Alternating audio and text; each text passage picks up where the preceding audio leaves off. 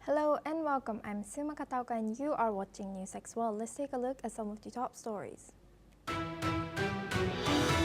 The Israeli army has reported that it detected a projectile fired from northern Gaza into Israel, marking the second anniversary of Hamas's October 7, 2023 attack that triggered the ongoing war. The projectile likely landed without causing any injuries as sirens sounded in the border area, as confirmed by the Israeli military in a statement.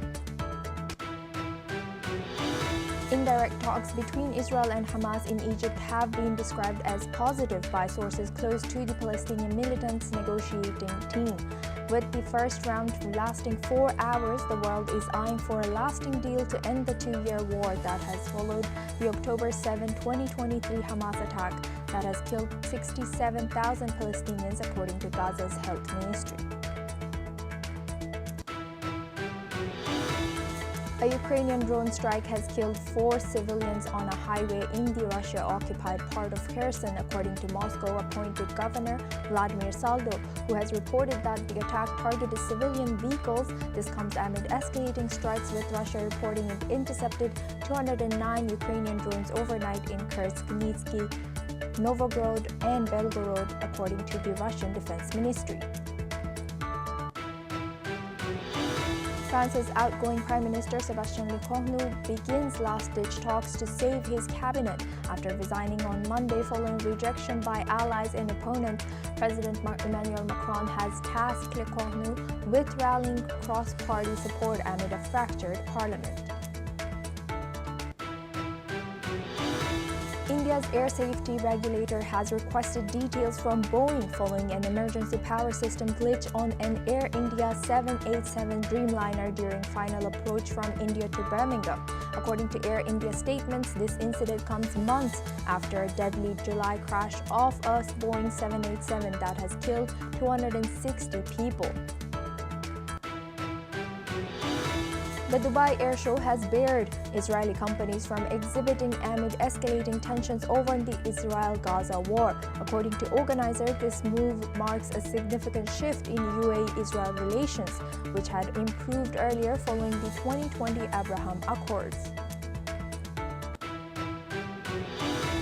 Canadian Prime Minister Mark Carney is traveling to Washington for his second visit this year to restart stalled trade talks with U.S. President Donald Trump, with Canada the only G7 nation yet to secure a trade deal this year, as Carney now faces pressure to secure a deal.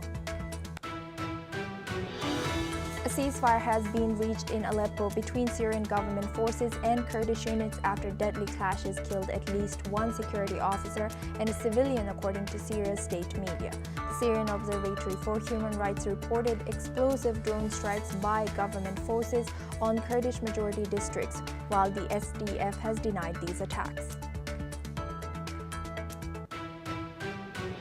Now for this hour, we start with Europe. German Chancellor Friedrich Merz has called for the immediate release of all Israeli hostages held by Hamas. Speaking from the Chancellery in Berlin, Merz has emphasized the urgent need for their freedom and expressed strong hopes for progress in the peace process. His message marks the solemn second anniversary of the October 7, 2023 attack by Hamas, which ignited the ongoing conflict between Israel and Gaza. Let's listen in to what he has said. 250 Menschen haben die Terroristen als Geiseln verschleppt. Und noch immer sind einige von ihnen, darunter auch deutsche Staatsangehörige, in der Gewalt der Hamas. Sie erleiden Unvorstellbares. Heute seit 2 langen Jahren. Vor wenigen Tagen habe ich mit Angehörigen der Geiseln hier im Kanzleramt in Berlin gesprochen.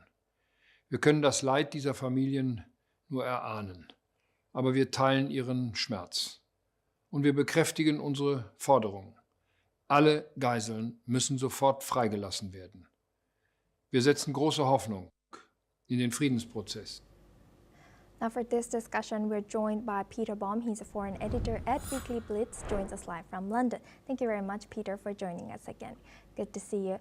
Now that it's been 2 years since this tragic October 7th Hamas attack, What more can you tell us about this, and what should international leaders like the German Chancellor do more to stop this ongoing war? I don't think international leaders, apart from Donald Trump, can do more. The statement by the German Chancellor is obviously to be welcomed, and any morally decent person would hope that other world leaders would come out with similar statements. Unfortunately, too many of them have remained silent, and silence, as we know, is assent. Now, in terms of the ongoing discussions, we know that this is the third day now of indirect talks between the Israelis and Hamas, and it seems that Egypt have taken over from Qatar as being the main interlocutor, I must say. So that being along with the Trump administration's help, that being the case, there is still room for optimism. The deal has not been finalised, and we're still quite a long way from both parties wanting to sign the final document. Both parties, the Israelis and Hamas, still holding out for certain wins, which can only be achieved via negotiation. But we're at the point now, I would say, where we're about 85% there.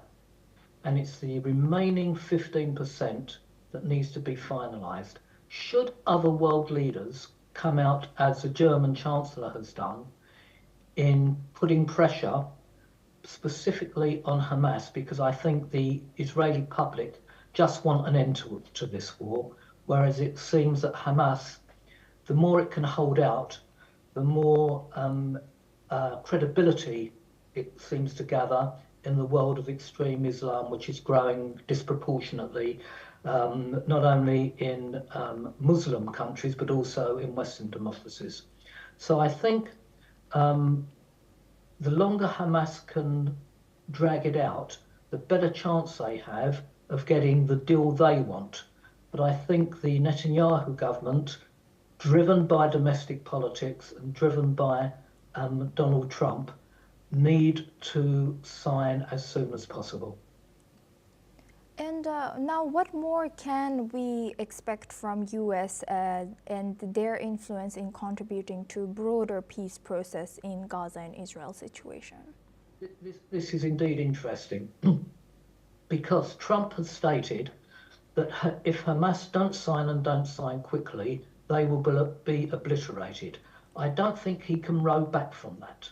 So if it seems to the parties involved that it is indeed Hamas who are extending the conclusion of the deal, and let's say talks break down in the worst possible scenario, then Israel, with Trump's backing, will go in with greater force than it has done previously.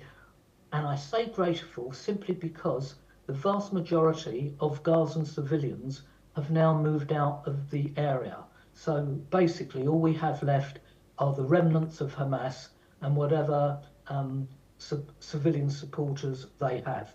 So the next, I said this 48 hours ago, and I hate to reiterate this, but the next 48 hours are obviously crucial to how this deal is concluded or not. And considering the ongoing violence and tensions between Israel and Gaza, how do you think, how is this affecting other GCC countries in that region? Today we saw Dubai bar Israel from exhibiting in their air exhibition. Yeah, from an Israeli point of view, that must be quite disappointing. But you know, these short-term efforts to hurt one side or the other can be undone as quickly as they've been done. So I don't think too much stock should be placed on that. Obviously, the Israelis would be disappointed in not being able to exhibit at this particular exhibition. But we've saw recently that Denmark, for example, just a couple of months ago, said no more buying of Israeli weapons. And in the last 48 hours, they're back negotiating with Israel for supply of weaponry. So short-term disappointment as far as Israel's concerned, but nothing that can't be put right in the future. Thank you very much, Peter Baum, for joining us and sharing that insight. Okay. Now we move on and we stay in Europe. Ukraine has said that recent Russian attacks have dealt significant losses to its gas production. Energy Minister Hrynchuk has confirmed strikes targeted regional gas infrastructure and power transmission facilities, mainly in frontline regions. He further added that Ukraine is now considering boosting LNG imports and wants to increase gas imports by 30%.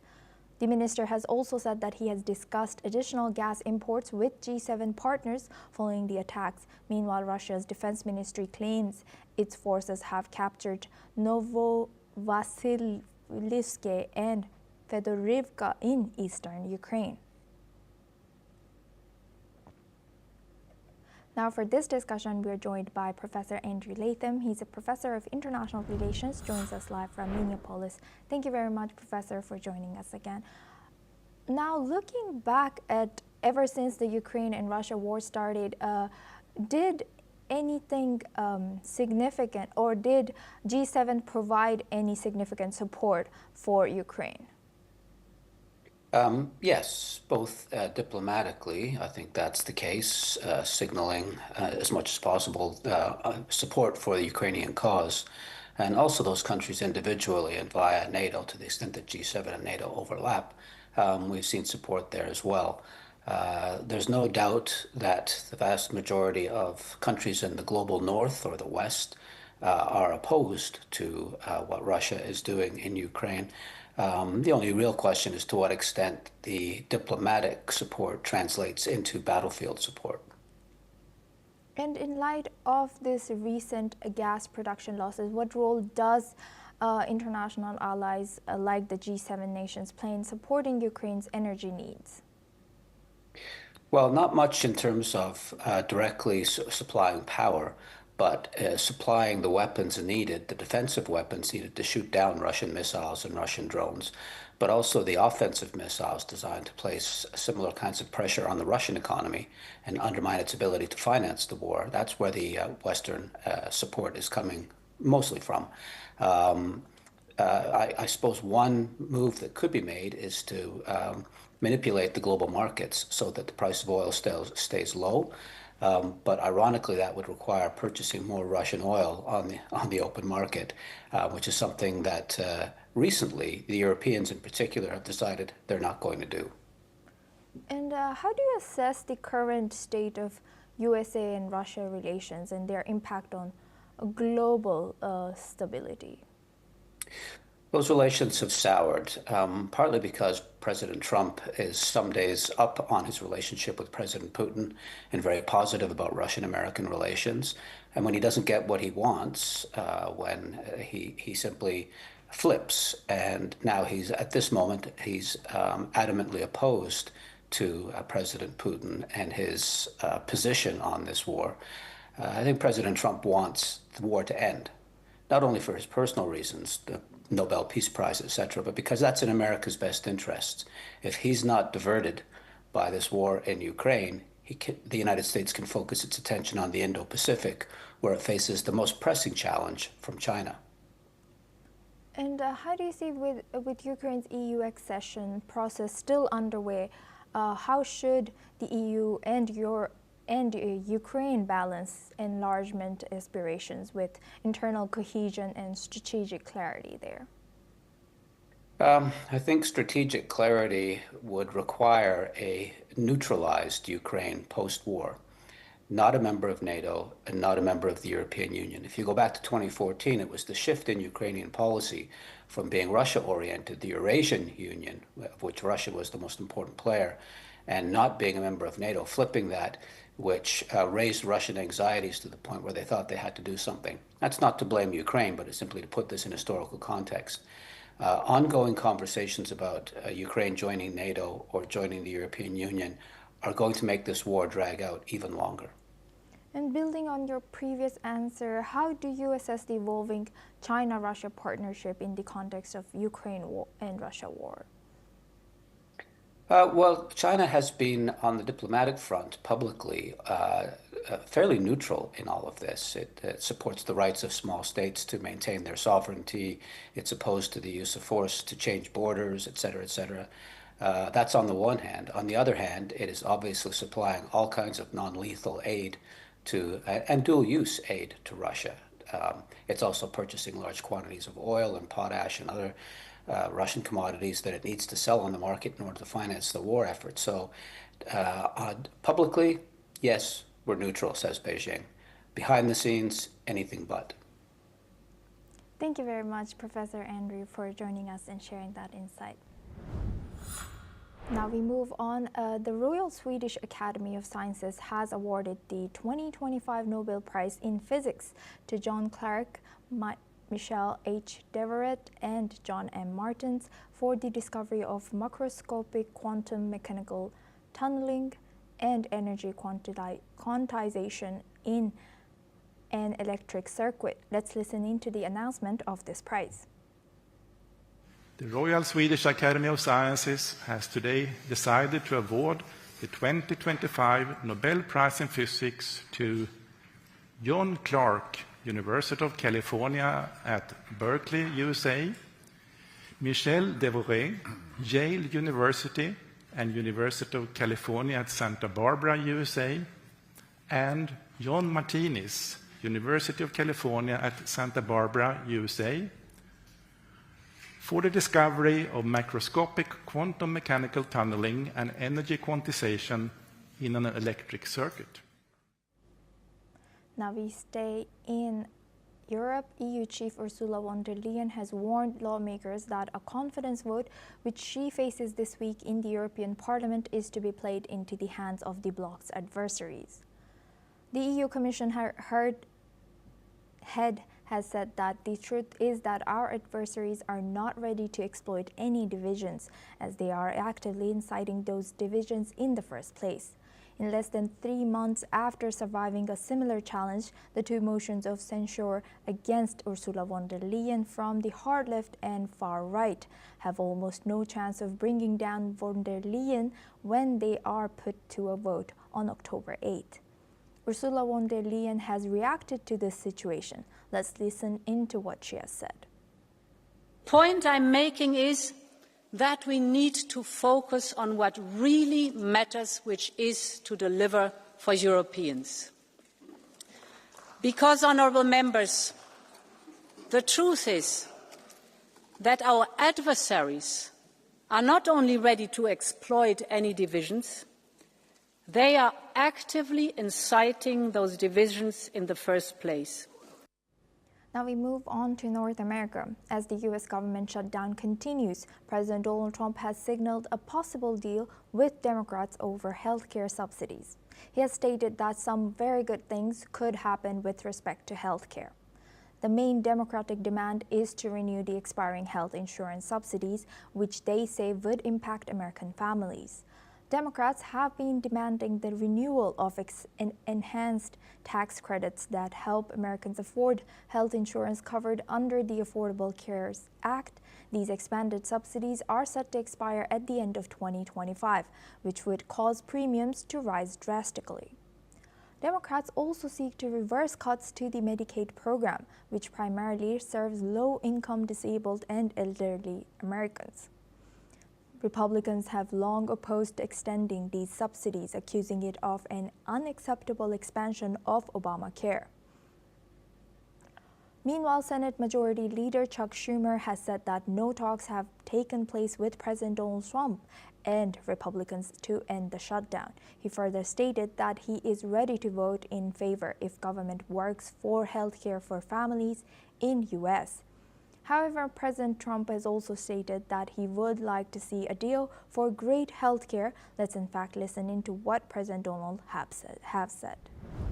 We have a negotiation going on right now with the Democrats that could lead to very good things. What kind of And I'm talking about good things with regard to health care. Are you speaking with Democratic leaders? What kind of negotiations? Well, I don't want to say that. I don't want to say that. But we are speaking with the Democrats, and some very good things could happen with respect to health care. Would you make a deal with them on the ACA subsidies? If we made the right deal, I'd make a deal, sure.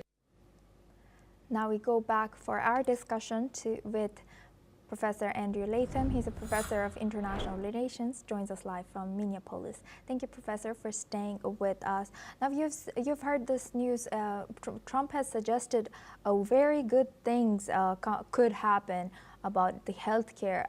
What do you think it suggests? What is it in his? What do you think he suggests by this term? Well, he's, as everybody knows by now, he's committed to the art of the deal. He wants a deal here. Pressure is beginning to build. By mid-October, it's going to be unsustainable for both Democrats and Republicans, the blowback politically from this. It's costing people money. It's costing people access to services. What he would like to do is find a way of bridging the difference between the Republicans and Democrats. Republicans want a spending bill first, and then they'll talk about Obamacare and subsidies later. Democrats want the reverse. They want the deal to be done simultaneously. Yes, we want to reopen government and open up the spending spigot, but before we do that, we need an agreement on the Affordable Care Act or Obamacare. And so right now that's the impasse, and he's trying to find a way to navigate and negotiate that to get both sides to agree to some way forward. And now, going back to your answer, how feasible is it realistically for President Donald Trump and the Democrats to reach a compromise on health care subsidies while the government is still in shutdown? I think it's difficult. Neither side wants to blink first. They're going to have to find a mutually acceptable way that doesn't look like either side is giving in to the other. And I don't see that. It's not obvious what that course would look like. It seems like it's a black and white thing. Either the Democrats win this or the Republicans do. But I'm sure, and this is not Donald Trump in the art of the deal, I'm sure that there are senators, centrist senators from both parties who are meeting to find some way forward, some mutually acceptable compromise that will allow government to reopen. Because, as I said, this is now hurting both parties politically. That's what opinion polls are suggesting anyway. And how do the political dynamics between Republicans and Democrats and President Trump in particular influence the negotiation process? Well, President Trump is in the background. This is actually a Senate negotiation. So the leader of the Senate on the Republican side and Chuck Schumer on the Democrat side and their respective party members, caucuses, are going to have to, and I'm sure are, getting together to negotiate this. But having said that, President Trump looms large in the background. Republicans take their cue from him to some extent. At least a large chunk of them, and Democrats react viscerally against whatever he says. And he talks a lot, as your clip just revealed again. So he's not a direct player, but he's a very consequential indirect player in this. It remains to be seen if cooler and calmer heads behind closed doors can strike a deal that will satisfy nobody, but will be good enough for everybody, and the federal government can reopen fully. And lastly, Professor, now what are the potential consequences for American families living there if the enhanced tax credits for the health care insurance are allowed to expire in 2025? Well, it's going to result for some families that are on that program with increased premiums on a monthly basis that will add up to high hundreds of dollars potentially over the course of a year. So for some families, that's not that big of a deal, but if you're on the Affordable Care Act, it means you're in at least a semi-precarious financial situation, and a few $100s a year is likely to be consequential. And even if it's not, it's politically consequential. The Democrats will make great hay out of this if these subsidies do expire, and the Republicans will be wrong-footed. They'll be on the defensive. So that's the cost to the average American of that part of this government shutdown. Thank you very much, Professor Andrew, for joining us again and staying with us throughout this news. Thank you. Now we move on. In Moscow, Russian Foreign Minister Sergei Lavrov has met with Afghanistan's acting Foreign Minister Amir Khan Muttaqi on Tuesday as the two sides discussed deepening political and economic ties. Lavrov has praised the Taliban government for its efforts to stabilize Afghanistan and said that there had been positive developments in the fight against terrorism. Muttaqi, in turn, has said that Russia's formal recognition of the Taliban government earlier this year had created new opportunities for cooperation in trade and energy. Lavrov has further stated and urged Western countries to abandon what he called hostile policies towards Kabul and to take responsibility for rebuilding Afghanistan's war-torn economy. Let's listen in. Видим, как ваше правительство добивается стабилизации обстановки в Исламском Эмирате Афганистан. По общим оценкам, есть существенные подвижки позитивные в борьбе с террористической угрозой.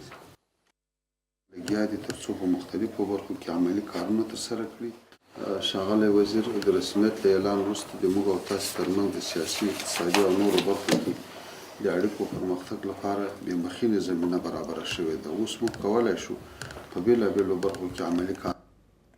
Now we move on to our next news. Venezuela's government has announced that it reinforced security around the U.S. embassy in Caracas after uncovering a suspected plot to attack the diplomatic mission. Top negotiator Jorge Rodriguez has revealed that right-wing extremists planned to plant explosives at the embassy.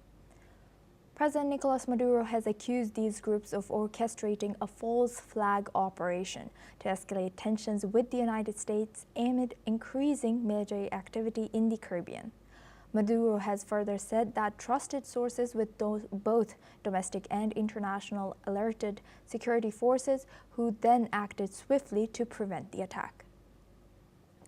The Venezuelan leader claims that plot aimed to blame his government and provoke further conflict with Washington. Since diplomatic ties broke in 2019, the U.S. embassy in Caracas has remained closed, with only maintenance staff present. Let's have a look at what the Venezuelan president, Nicolas Maduro, had said. Ahora, se confirmó y apenas yo personalmente pude verificar que en la línea de desarrollo había una amenaza creíble y muy destructiva por el grupo terrorista que se estaba encargando de este tipo de cosas. Yo le ordené al compañero Jorge Rodríguez que se comunicara por todas las vías con el gobierno de los Estados Unidos. Lo hizo de manera inmediata. La reacción de las personas que se comunicaron con Jorge Rodríguez fue positiva. This is all we have time for. We will continue to bring you more news updates from around the world.